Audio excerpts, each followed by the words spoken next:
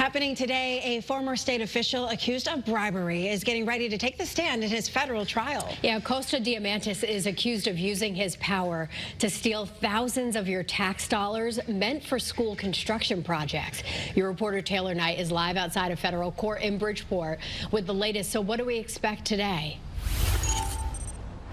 Well, Channel 3 has been inside the courtroom nearly every day of this trial so far, and today we're expecting to hear from Diamantis himself. Diamantis has pled not guilty to 22 federal counts, including bribery, extortion, conspiracy, and making false statements to investigators. Diamantis is accused of steering no-bid contracts to help himself and his family while he oversaw school construction across Connecticut between 2018 and 2021.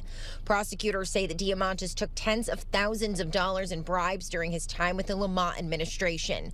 The governor's name was brought up here in court this week. A witness testified that he met with Ned Lamont and lied to him about his relationship with Diamantis. The governor was subpoenaed to testify, but the judge ruled that his testimony would not be relevant to this case, so Lamont will not be taking the stand. A lot is expected to happen in the courtroom today. Your chief political reporter, Susan Raff, will be here, and she'll be bringing you the latest all day on air and online at WFSB.com. Your reporter live in Bridgeport, Taylor Knight, Channel 3 Eyewitness News.